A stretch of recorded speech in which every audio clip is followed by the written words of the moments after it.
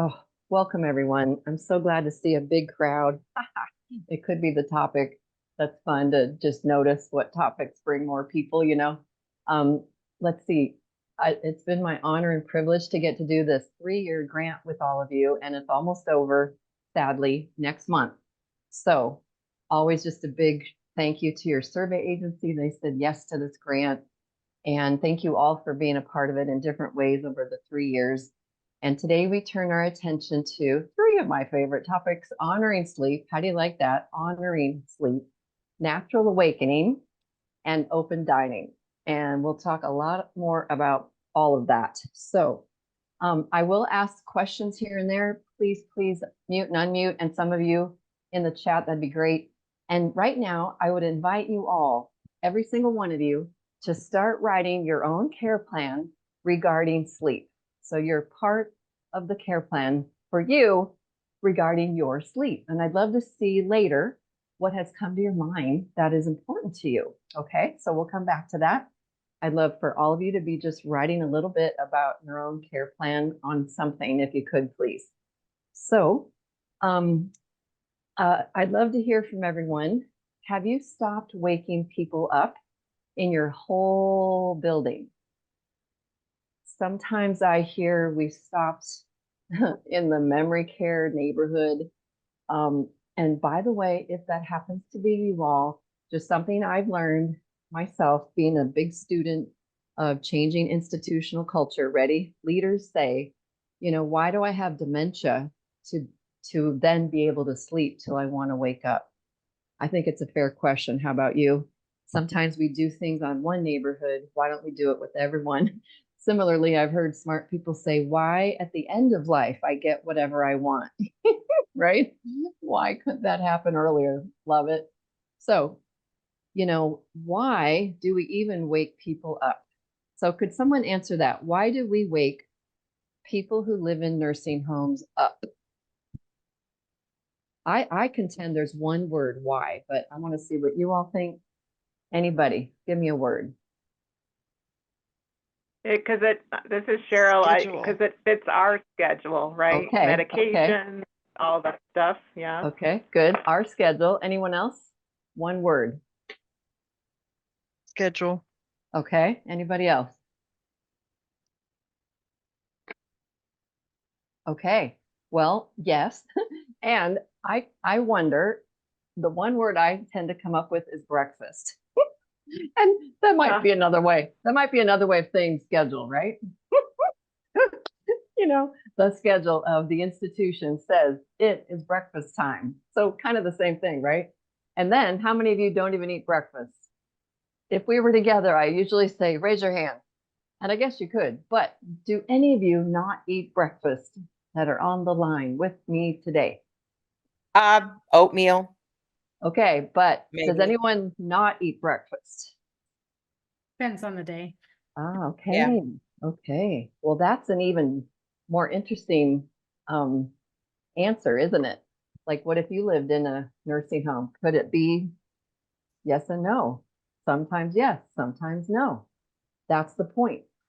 So I'd love for you all to think about that for yourselves and then to start translating anything we talk about into the people who live where you only work. How do you like that? The people who actually live where you only work. And thank you, Deborah. I wake up hangry. So some people do, right? Some people wake up, they got to eat. Maybe they need to eat earlier than you provide. Some of us don't need breakfast at all, but I'd like to eat lunch around 11, you see? And who's it all supposed to be about? Ideally, those people who live where you work. Now, something else to ponder. I love this. How many of you would rather be sleeping right now? Anybody? And if you want to put hands up, I don't usually do that. I don't know why. I'm not that savvy with raising your hands. Or someone tell me, would anyone love to be sleeping right now? I don't know about sleeping, but I'd much rather be curled up with my dogs. Thank you. Thank you. I got a thumbs up from Shannon. To be honest, I'd love to be taking a nap right now. I know we're not all nap people, but I am one, And my only point here is, wow, isn't sleep a good thing? Isn't sleeping healthy. Here's someone, I love to nap. Deborah, I love it with all caps. Amy says, yes, I'd rather be sleeping. So what I like thinking about here, everyone, is sleep is so good. Most of us love sleep. And now, why don't we become better proponents at helping people sleep? So we're going to talk about all night sleeping. Yes, we are. We're going to talk about not waking people up in the morning. Yes, we are. And I'd love to think about, I kind of lost my train of thought, to be honest. Not waking up during the night, not waking up in the morning, ideally. And then I guess my brain was trying to go to napping when you want to nap. Although I think we have the napping thing down pretty well in most nursing homes. How about you? And then, aren't they us and aren't we them? So I hope you see what I mean there. They were us, people older than us, living in nursing homes were us at one time, working hard, maybe more than one job, maybe not only taking care of kids, but also grandkids or kids and also mom and dad, right? Oh, so many things, so busy, usually not enough time to sleep or wake till we want to wake when we're rested, right? Or take the nap. So they are us, we are them. You have this beautiful opportunity, I think, in my opinion, to help people get more sleep, to get better sleep. They deserve it. They worked hard. A lot of people haven't heard them. I don't know. I'm hearing it a little more, I think. I worked hard. It's my turn to not work.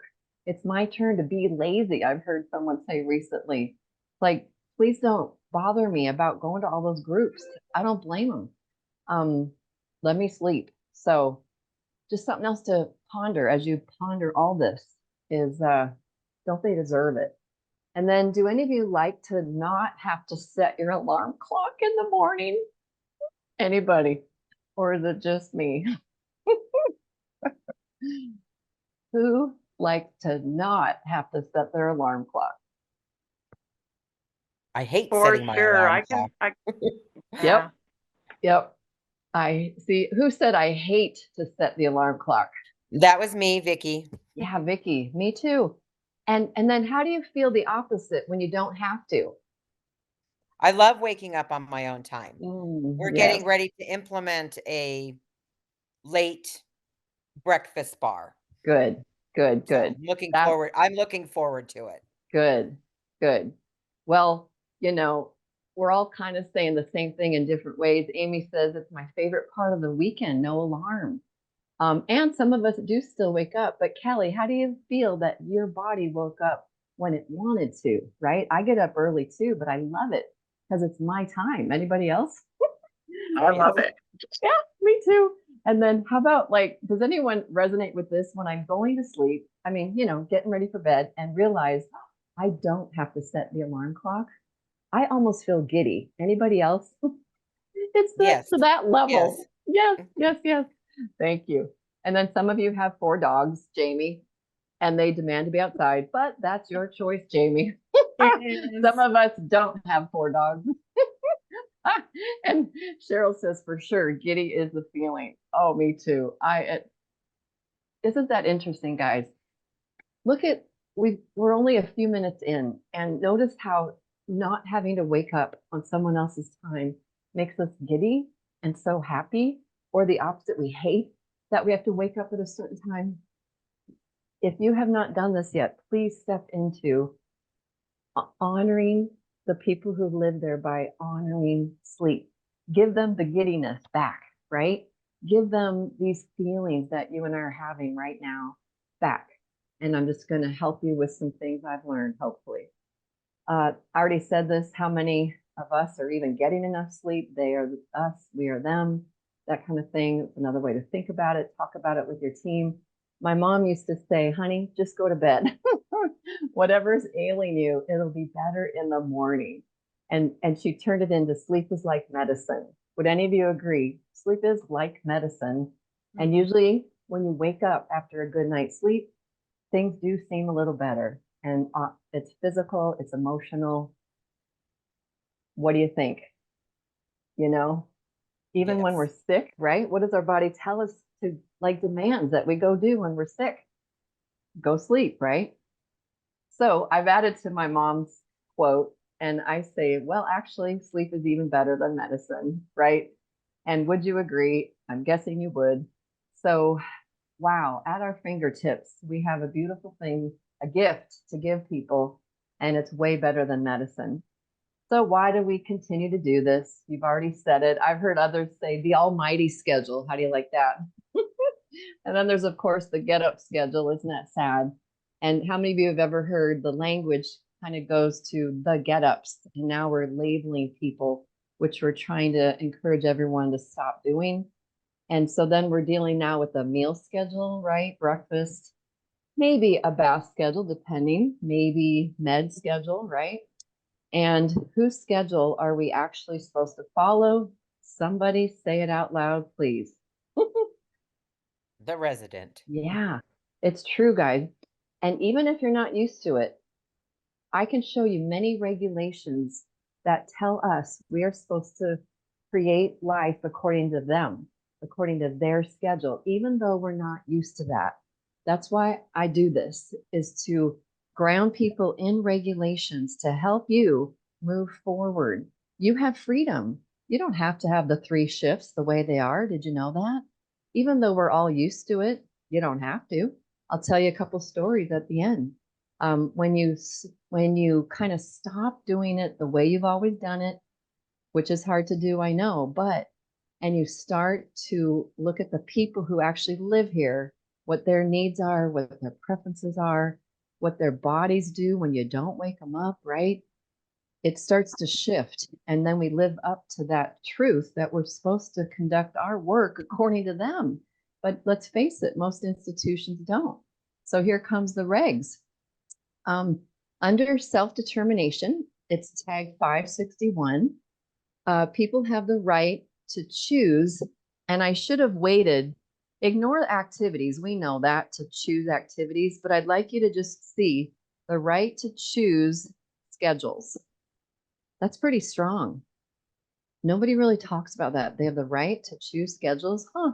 Did you know that? And if you didn't, here it is. Or if you did, but you didn't know what reg it's in, here it is. They have the right to choose schedules. Now look at this, including sleeping and waking. Yay, that is new. That is added in 2016 with the new regs. Here's another very strong statement. They have the right to make choices about aspects of their life that are significant to them. Is sleep significant to any of you? Would you say sleep actually comes to the top if you were to think of what is significant to you? Or not? For sure. Yeah, for sure. Me too, man. Like, even though we're focusing on sleep, if I was randomly asked what's important to you, for me, sleep really is up there. I'm not sure why, but it is. And I think we know we all do better with a good night's sleep. And then that's kind of why I'm a big advocate. I don't do so good if I didn't sleep well. Now, another big question, guys. Ready? When it comes to sleep, what would be true choice? True choice regarding waking up? Someone try to answer that, please.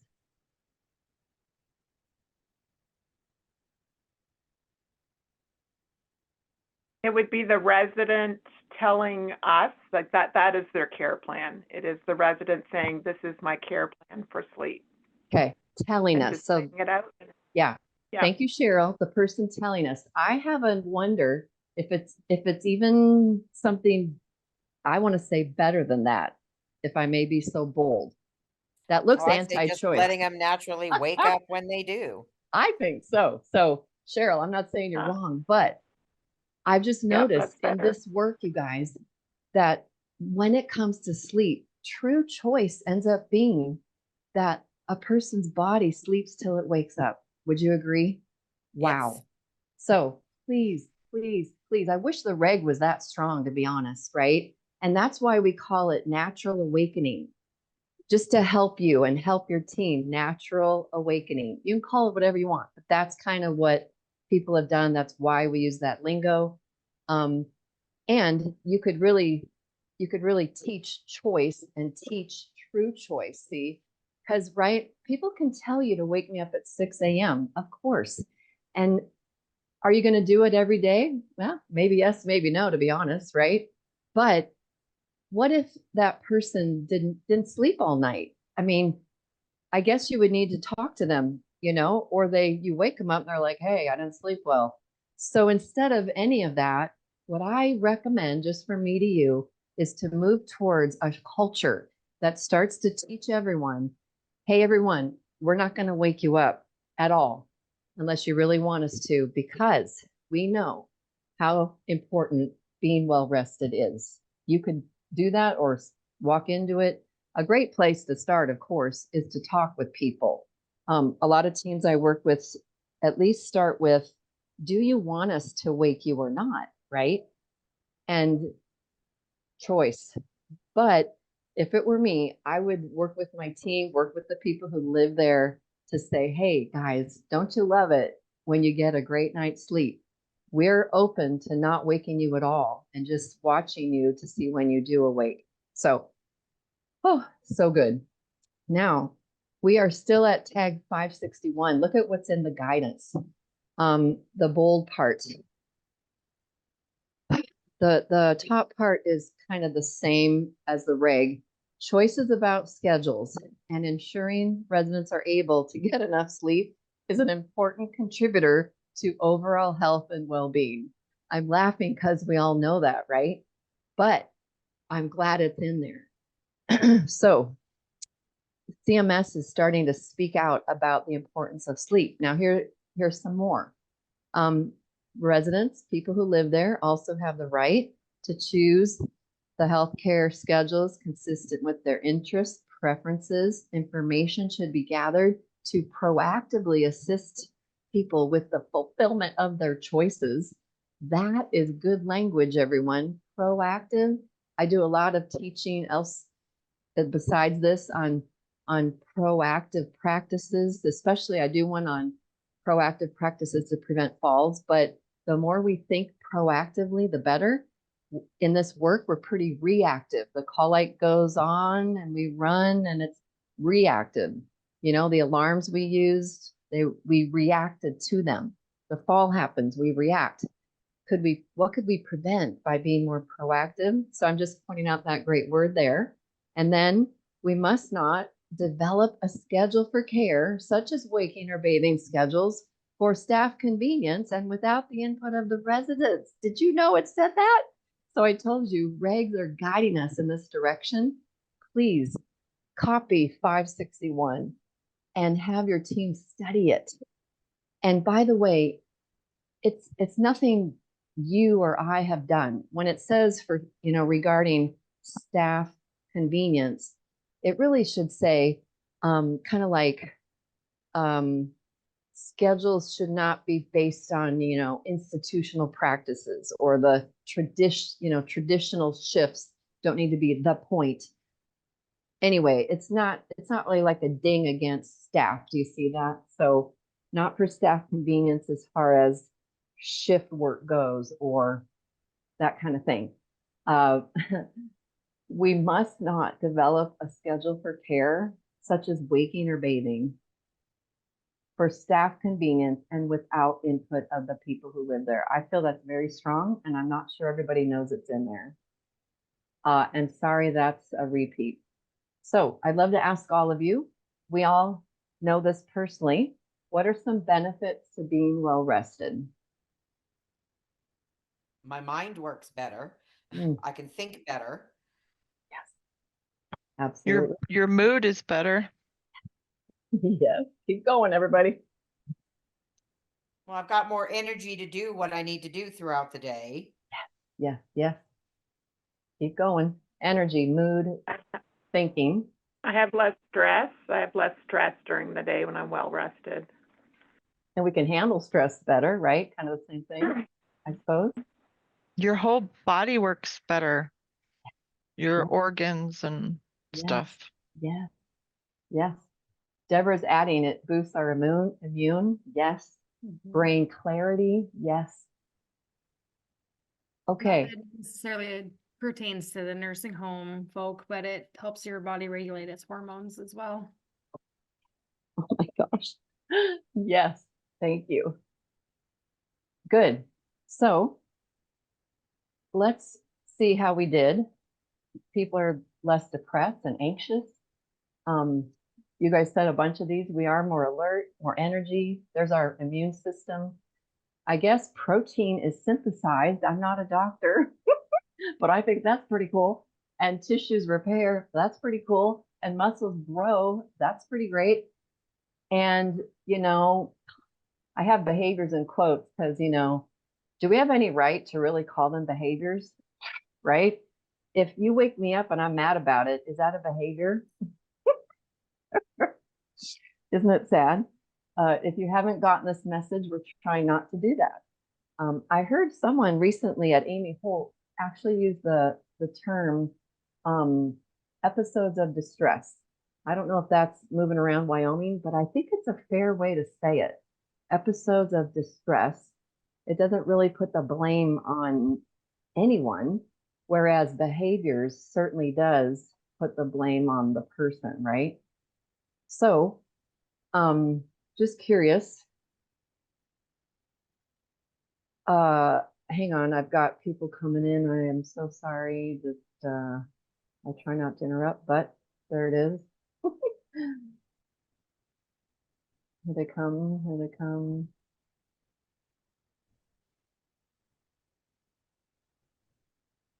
And I have seen everyone in the literature, being well rested does result in fewer falls. I personally think everything's better with good sleep. How about you? So if that's true, and we say we are healthcare, why would we wake people up? Isn't that interesting?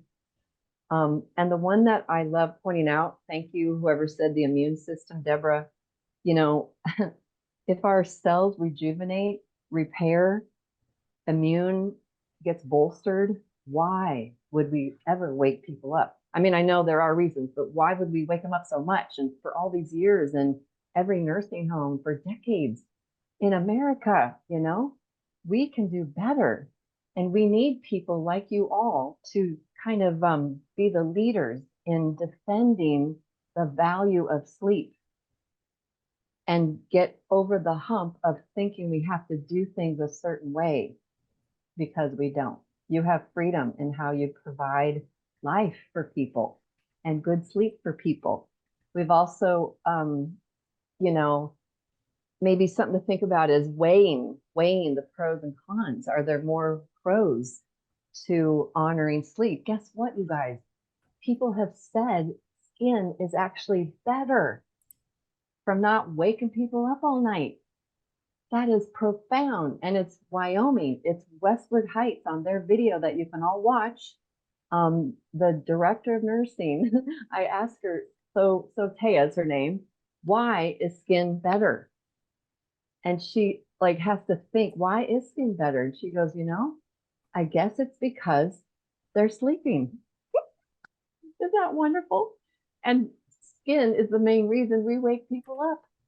There you go, everybody. A wonderful study you could do, make it into a quality assurance project. I love just pointing things out. Like this is a practice of stopping something, stopping waking people up. And it really does, it doesn't cost money to change a practice. Love that. You could maybe just start a committee. And it's also an interesting thing in our movement to talk about unlearning. We've all learned institutional ways, and you can unlearn them to learn different and I would say even better ways. So then I love asking, what is it like to wake people up? Have any of you had to wake someone up in the nursing home, and what was it like? Please.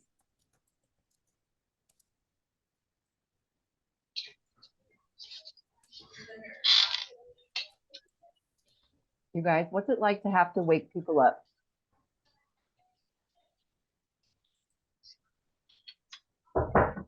Come in. Papers for you, but they're gonna cost. Oh yeah? I've got a bite. Let's see, I got someone here. Agitation. Yes. Yes. And what's it like for you all? What's it like for you to have to go wake up a sleeping, beautiful older person? I fortunately don't have to wake him up because I was the cook forever. But Mm, I know that sometimes they fall asleep at the table and they don't eat what they mm, want, you know? It mm, doesn't make any sense. Thank you. Now, guys, let's think about this. Um, if I'm falling asleep at the table and you come up and try to help me eat, is that safe? No. Yeah.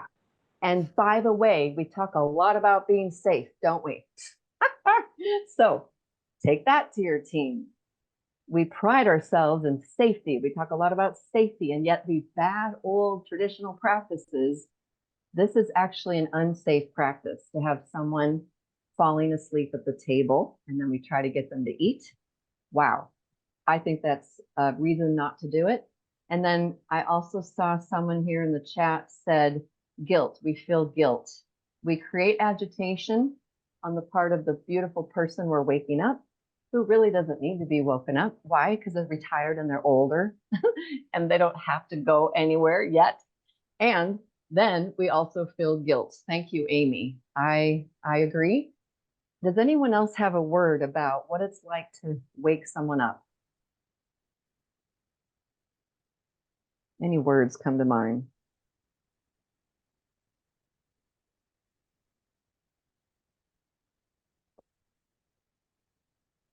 I've heard awkward. I've heard kind of like you said, it creates agitation on their side, anger. Look at all the A words. And then it creates guilt on our side. And I'll tell you guys, something we've learned from smarter people than me in the culture change movement is actually what we call learned helplessness. So watch this. If I'm the CNA and I go to wake someone up and they say, I don't want to get up, for the sake of time, I'll just go through it. The CNA is put in this position. What do I do? Even if they were to go to the nurse to say, Carmen doesn't want to get up, it's nobody's fault. But we are taught to say, well, it's breakfast time. She needs to get up, right? And hopefully this is changing, but traditionally, look at how everyone has learned helplessness. Does the nurse feel like she has choice? No. Does the CNA feel like she has choice? No. And then does the person feel like they have choice? No. And so that person, I'm trying not to say resident, it's not a terrible word, but I'm trying to always focus on that beautiful person who lives there and sleeps there, learned helplessness. They learn that if I let them get me up and just let them take me to the dining room and eat a couple bites of toast, then I can go back where? Somebody tell me. Back to bed. Isn't that sad? That is Yep. also a royal waste of time, everyone. We talk about we need more staff. We need more funding. Guess what? We're wasting what we got. I'm sorry to say, in some cases. So there's a case to be made in saving time by being more efficient, by following the people who live there. And then, ideally, you make the food when they get there, you make what they want when they get there, and we save money there as well. We'll talk more about open dining in a minute. I've also heard people say, I feel terrible, it's invasive. I don't like to wake my family up. How about you? I don't like to be woken up. How about you? And then we say, hey, come take this job that doesn't pay all that great and be put in this awkward position where you have to wake people up that don't want to get up. And if I get agitated, what's the next worst thing that could happen if someone's feeling agitated, everybody? Keep going. What's the worst case scenario you've ever heard of in just waking people up? And the resident starts to head out, right? Attacks the staff if they're that angry. Yep, that's what I thought, Cheryl. Thank you. And notice what I'm depicting here. Come work for us and have to do things nobody really wants to do, and maybe even get hurt and not really make, no offense, everyone, but the wage, it's hard for a CNA to make a living on that wage alone, right? So Something else to consider. Could it be contributing to turnover? And so I love teaching a fun concept. Love it. And I just call it tiptoeing. So you can train your team to and give permission to tiptoe in. Cheryl, oh, she's sleeping. Patty, sleeping. And what am I going to do now? Who knows? They're both sleeping.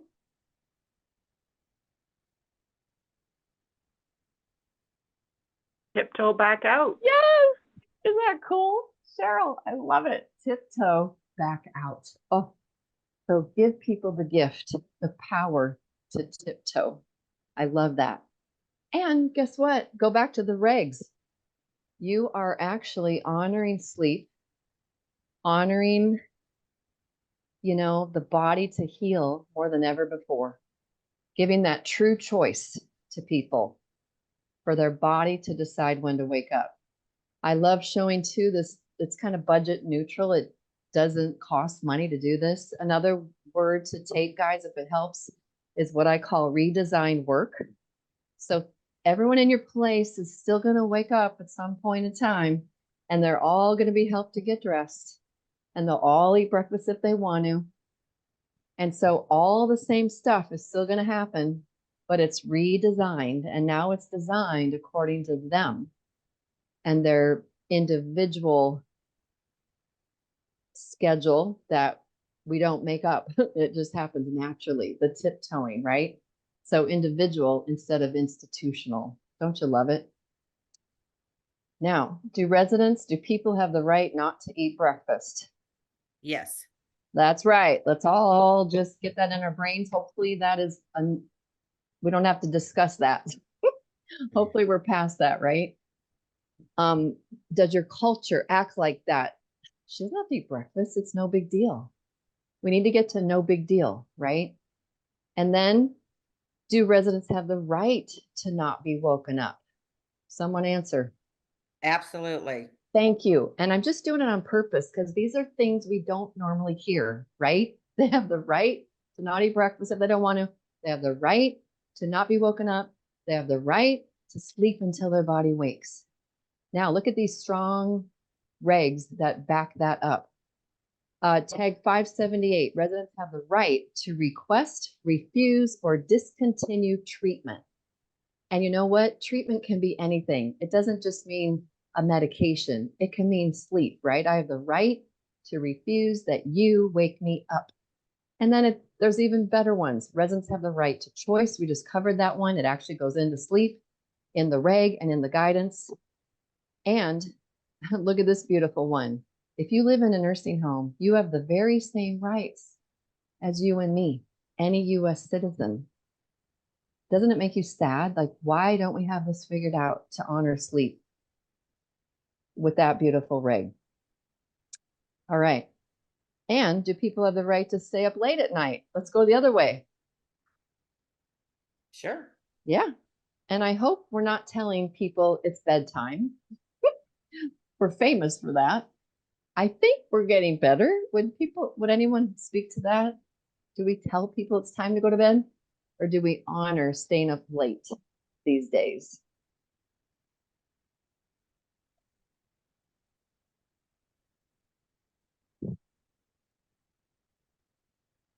We I'm usually let gone people before stay up bed. late. I think Uh-huh. part of it is that they can't be blaring their TV in the middle of the night, so Mhm. there is kind of a quiet time, and that's what we enforce, not Sure. that they're actually in bed and sleeping. Yeah. Thank you, Cheryl. And earphones come to the rescue, don't they? With Yes. long That's cords. right, maybe. yeah. Yeah. And someone else was saying, how about you guys? Do people still get told it's bedtime or not?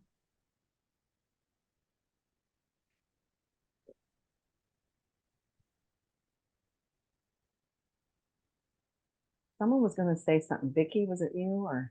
Oh, I was just saying, since I was the cook, I'm usually gone. Oh, I know that they start putting people in their rooms if they want to yeah, right after dinner. yeah, But yeah. yeah, no, but Okay. I've gone in at 4 in the morning and people are in the halls. So they get up early, they they can Mm, do, you know. mhm.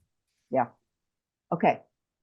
I feel like I'm sensing from people that Gone are the days like it's 8:30, it's time for you to go to bed. That is in our history, but I don't think we have that problem. We got other problems. So yay, right? Have any of you Yes. ever seen this? I love this. Honey, I've been through 2 world wars, the Great Depression, taught 3,297 children, administered 4 elementary schools, and outlived all my friends and relatives. I'm 91 years old, and you're telling me it's bedtime? Isn't that good? And we could create other scenarios that say the same thing. You're just waking me up. You're telling me it's time to get up. Do you know how old I am? Right? And then another trivia question, everyone. Think regulation, think surveys in the building. If we don't match the person, not matching a person and their ways and their needs and their quirks, you know, what does that sometimes lead to if we don't match them?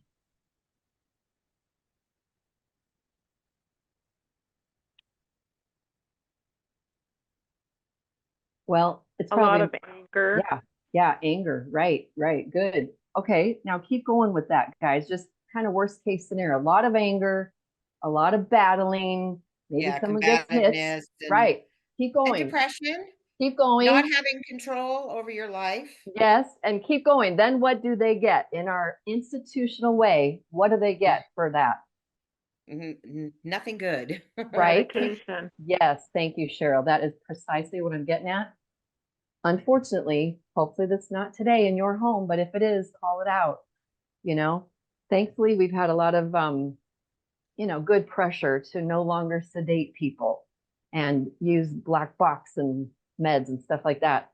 But as a former surveyor, it's kind of like flashing lights, like unnecessary drugs. Are they still happening? Because we're simply not matching a person, or chemical restraints. So just something else to think about. When we do match, that is better compliance for your nursing home with the regs, and certainly better for everybody, right? And when you don't match, it could be, doing what we're really not supposed to. And then I'm just going to roll through a bunch of regs where sleep shows up. So under non-pharmacological approaches, there's a long list, but examples could be individualizing sleep and dining routines, as well as schedules to use a bathroom. So yay, there it is. We're talking about that. Under pain, people are at high risk for pain that may affect function, impair mobility, impair mood, or disturb sleep and diminish quality of life. Probably we're pretty good at pain, I feel. Anybody else? Yay for us. And then there's other tags where it kind of comes up. Do you see sleep disturbances or changes in sleep related to mental and psychosocial difficulties, maybe PTSD, maybe abuse? And how would we really know, right, if there's interruption in someone's sleep if we're not honoring their sleep, their sleep pattern? So a lot of good things here. Also under respect and dignity, sleep disturbance is listed here, maybe due to noise, such as the alarms. I do believe we're using less alarms, so yay for us, but you could keep going with that. What else is disturbing people's sleep? By the way, any professional who has ever spent the night in the nursing home always comes out of the experience with ideas on how to make it quieter at night. So I dare you, all of you, I have seen people become a resident for 24 hours, 48 hours, and just see what it's like. And many people end up making a lot of changes. You could too. It's good. And again, you brought up non-compliant, like, look at this. So look at all those regs I just went through. So honoring the institutional schedule is actually non-compliance. There's kind of a play right there. We call the people non-compliant when they don't go with our schedule, the institutional schedule. But really, when we don't go with their schedule, who's non-compliant now? Someone say it.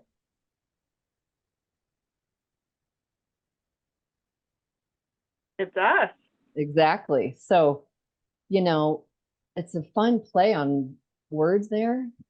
They're never non-compliant. How dare we call someone non-compliant?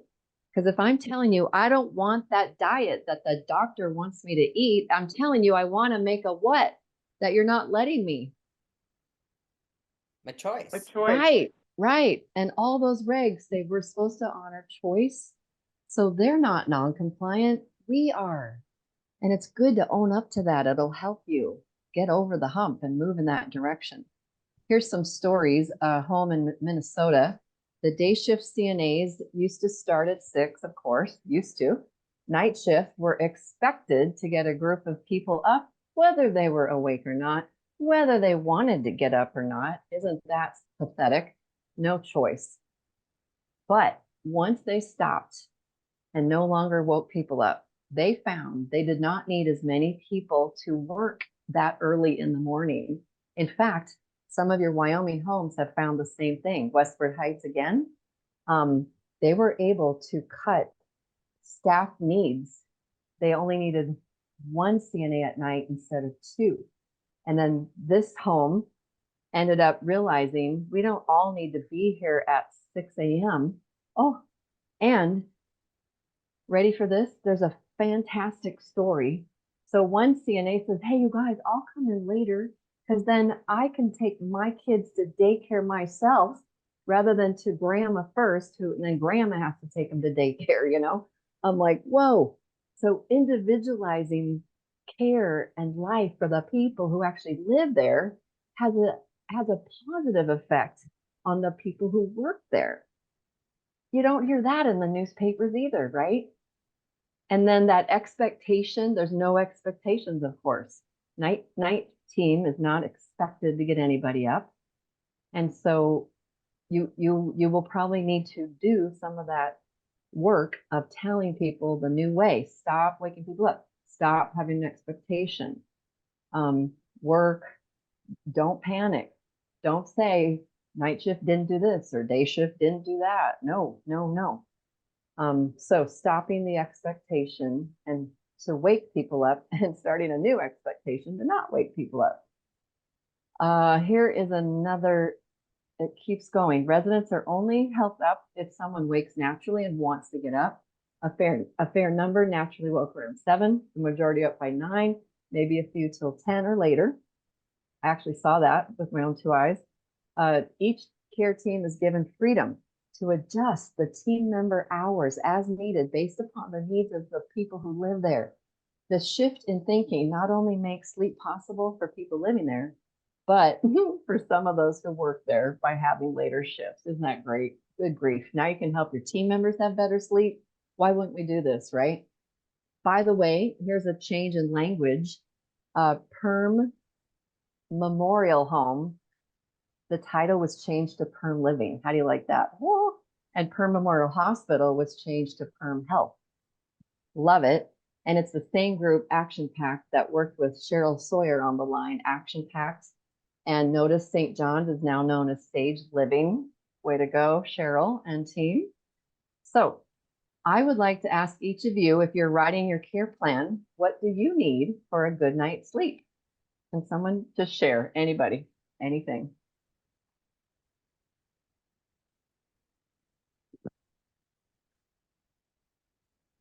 Well, I don't want to wake up with an alarm.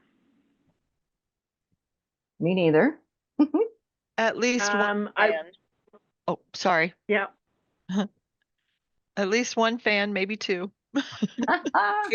right. Wow, wow. I definitely need a bath and Ooh. white noise. Okay. I want a nap every day. Ooh. Nap in the afternoon. Yep. This is the DON talking, everyone. I contend that Yeah. DON deserves a nap in the afternoon. How about you? So good. So good.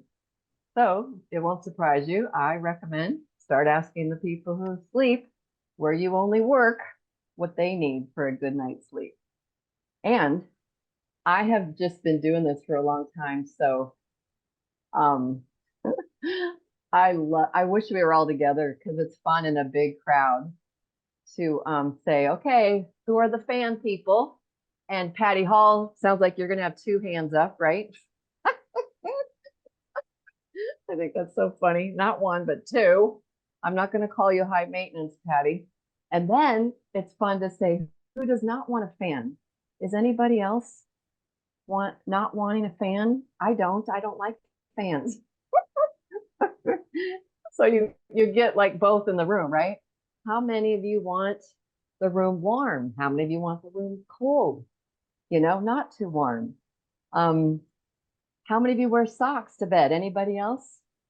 How many of you say, yuck, socks? Any sock people in the room? I am one of them. Yep, Mm, I'm one of Never. them. Oh, wow. Wow, Never. see, yep, yep, yep. I Go wear ahead, them. Patty. I wear them to Uh-huh. bed, but within like 3 to 5 minutes of getting under the covers and I start to get warm, then I kick them Yep. off. Yep. See, you guys, isn't that a wonderful example of actually knowing someone well? I'm similar to Patty. I can't fall asleep. My feet are cold. I must have them to begin with. But then at some point, I think I take them off in my sleep, Patty, because they're off and I don't remember taking them off, you know? Do you know that about the people who live where you work? Are the pillows just right? I got to have a just right pillow. How about you? Most of us do. Are the Yep. blankets just right? Are they heavy enough and not too heavy, right? Ugh. Do you want them tucked in or not tucked in? Do you want the TV on? I can't handle that. I need it off, right? Does someone want a light, a night light somewhere? Does someone need it pitch black? Do any of you wear eye masks these days? I don't. I do because my hubby has the screens going, right? And I don't want Oh, to yeah. see that. So maybe someone living in a nursing home doesn't want to see the street light or who knows what, the hall light. Earplugs. By the way, guys, I'm just going to tell you quickly, the Nerfy kind, like the orange Nerf style, they do not work. Has anyone noticed? But because I use them, you can get they look like a big glue dot, if you know what I mean, plasticky, and you kind of push around. Some of it goes into your ear, and then the main part is that you're flattening it, and they really work quite well. If anyone needs some, I highly recommend that style. Some people drink the tea before bed. I guess some people drink warm milk, although I've only met one. Anybody else? Mm-mm. Isn't that funny? Most Yeah. people don't drink warm milk. I don't know where that came from. Maybe someone needs a back massage, a hand massage. You nurses, I'm not a nurse, but I've been told that you typically learn in nursing school how to give a back rub. Isn't that true? Or a back massage? Yeah, that's one of the best things about working the night shift is that you can do that kind of hands-on care, and it's so rewarding because I've had Yeah. residents literally just fall asleep while I'm doing it. It's just lovely. Oh, Cheryl, thank you for saying that. It's beautiful. My hubby needs a back scratcher. I don't, but maybe someone else does, you know? The essential oils, maybe this lotion, lavender lotion. Lavender is linked to calm and sleep and even fewer falls, but there's other scents as well. So I recommend you have fun starting to ask all these questions of people. Apparently, there's certain foods that promote sleep. You can look this up online. Cherries and cherry juice. I know that's different, but hey, interesting. Bananas and pretzels and hummus and tuna. Now, part of me is like, I don't think I want tuna before bed, but maybe someone does. We're all different. And I think the point there might be protein. So you could offer protein in different ways.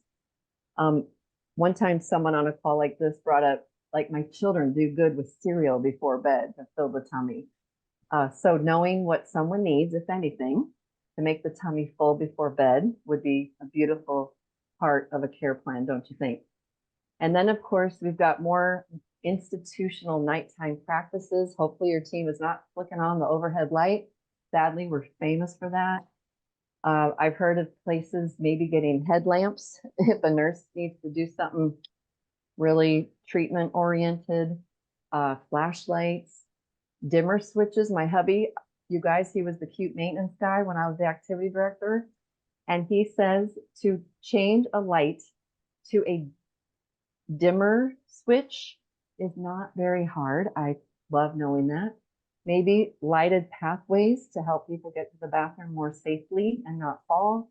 And hopefully you do not allow any labs to come in the wee hours of the morning to get blood draws.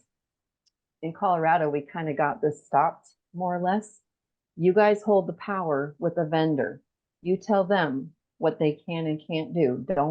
Don't be held hostage by the vendor that might claim they got to get there at such a early hour. No offense to the vendors, but just something we've kind of learned in the culture change movement. To change institutional culture also means do not let yourself be held hostage by a vendor. You are paying them money. So hopefully you're noticing the shift-driven way of working. The institutional way tends to be inefficient. Time and money is wasted. And so doing it this way is more efficient and will save money. Clinical benefits, better sleep, nutrition, moods, and other outcomes happen just by flipping over to honoring individuals' routines and schedules. Here's a story. People began to acknowledge quality of care is better when it's provided in the context of quality of life. Those of you that are nurse representatives, we need nurses to start talking again about quality of life. We tend to put you in a box. You guys only hear about quality of care. And then the other people think of quality of life. We got to stop that, right? You might perform clinically perfect treatments, but if you do them in the middle of the night, so people aren't getting the good sleep, they won't work. Isn't that smart? We might be working against what we're trying to have happen. In fact, I think they say this. This comes out of an excellent book. Highly recommend these books. Practitioners who focus exclusively on clinical protocols might turn residents every 2 hours to prevent or heal pressure ulcers, even though that interferes with a good night's sleep. A better approach are individual schedules to maximize sleep, minimize disruption, while at the same time relieve pressure to prevent the pressure ulcers. A good night's sleep is essential to healing and helping people shift pressure to allow wounds to heal is better achieved when their natural patterns of activity are known and followed. Hopefully you all know this. If I'm sleeping like this at one point, and then you check on me later and I'm all sprawled open, hopefully you train your team that I just reposition myself and therefore no one needs to reposition me. I just love that. Hang on, some good stuff here. And I see the time. Sleep along with air and fluid is one of the essentials for life. In fact, sleep deprivation is recognized as a form of torture. I hate to tell you that. And then they say, we learned that when we wake people throughout the night, according to the institutional schedule, we interrupt sleep, induce agitation, adversely affect mood and appetite, mobility, and balance. Kind of what we've all said, but in a different way. Also, we give false sense of security with things like, well, we used to do restraints, thankfully not anymore, but like dietary supplements, overuse of suppositories, and disrupting sleep give us a false sense of security that a clinical need is being addressed, but not at its root cause. And instead, what we're doing is having iatrogenic consequences, which is an example of health. Iatrogenic means we're creating maladies while thinking we're doing the right thing. An example of health promotion is honoring a person's natural waking time instead of provoking the distress when someone might be half asleep and stiff with early morning pain. That's another interesting thing to think about. An architect actually stayed in a nursing home. After his night there, he said, I had to reset my expectations for a good night's sleep. Sleep was impossible. His roommate mumbled throughout the night and the room door was open. next to the nurse's station. His quote, I heard every nurse call beep and conversation that transmitted from Grand Central Station all night long. Another reason to go try it yourself. Under tag 919, did you know for resident call system, it can be either audible or visual? And I just love telling people that. All these years, we could have had visual only instead of the call bell. And of course, it also allows for wireless systems. So open dining, ideally in the movement, we've called 2 hours ideal. Do what you want, of course, but how would you like to live somewhere where dining is open and you can get the meal when you want instead of being told it's only at 7? And by the way, everybody, I believe open dining is easier than you may think. And I personally recommend, if you aren't doing it yet, to start with this idea. If you say breakfast is at a certain time, let's say 7, I'm guessing I would, if I came at 8 o'clock, I'm guessing, let's just say you would agree, yes, you'll get your breakfast at 8. So what I recommend is starting by simply saying breakfast begins at 7 and it goes till 8. Breakfast is served between 7 and 8. That's one way to dip your toe into it. I saw this at play years ago, where this home in 2001 did not wake people up anymore. And they told me about a woman I had met in the hall at 11:45 a.m. She said, hey, I just woke up and I'm ready for breakfast. And I thought, what's going on noon? She must be confused. Shame on me. And we walk in here and the administrator says, hey, you guys, Wyla just woke up and she's ready for breakfast. And the DON later, her words said, yeah, and she never had behaviors again. Bad word, old word. Yeah, we're the ones that were not helping her. Of course, she'd be upset. And that doesn't happen anymore. And so here's an example of a buffet or order from the menu. You see people have come and gone. You notice on the plate, there's really not much there because they taught us when people take what they want to eat or tell you what they want to eat in an amount they're hungry for, they usually eat most of it. And so people have shown us you can save money when you do this. This particular home saved $20,000 a year. Everybody, we learned tag 809 as there must not be more than 14 hours between supper and breakfast, which is true, but notice it keeps going, except when a nourishing snack is served at bedtime. Up to 16 hours may elapse between the substantial evening meal and breakfast the following day if a resident group agrees to this meal span. So I just want you to know, we didn't have to learn it as the 14 hours. We could have learned it as the 16 hours. Plus, it doesn't even matter. Why? Because open dining times, open choice at supper time and open choice at breakfast time, you know, the end of supper to the beginning of breakfast is always within 14 hours. You can play with the times. And now we are more compliant with all those regulations that require choice than ever before. So please list all the regs around choice. Your home will be in better compliance with all those beautiful resident rights about choice. We got to let that guide us more than, oh, can't do that. Oh, can't do that. Yes, you can. And we could have the whole time. 809 is the reg if you want to study it. Did you know preferences has come up in the regs 207 times now? That's a lot. Open dining creates choice, creates your ability to honor preferences. Another home stopped waking people up. They were having falls during the night, actually. Why? Because they were waking people up by checking and changing. And then they went to purposely use the longer wear incontinence products. That's another answer to nighttime. It's worth the money. You're not going to get it for everybody. Just get it for those that need it. And by the way, Amy Holt, Haley is on the line. Haley, oh my gosh, I don't know if you guys want to speak to this, but the Amy Holt team found out that the Prevail name brand really works because they tried it. I know that sounds weird, but they're heroes for doing it, everyone. And they said it was a game changer when they themselves found out that the incontinence products work We did not feel wet. We did not feel fluid. We did not feel scrunchy. Had no idea. That is a big win to not having to wake people up or check and change them during the night. So you get the idea. There's a lot of benefits to honoring sleep. Also helping people get outside helps our circadian rhythm to know better to sleep when it's dark, be awake when it's light out. Did you know some athletic teams have sleep coaches? Isn't that crazy? I encourage you to ask people and start care planning what they need for a good night's sleep.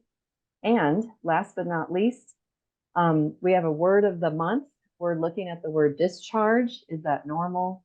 Were you discharged from the house you last lived in? Probably not. People move in, people move out. Some people come for a short stay. Some places refer to rehab guests.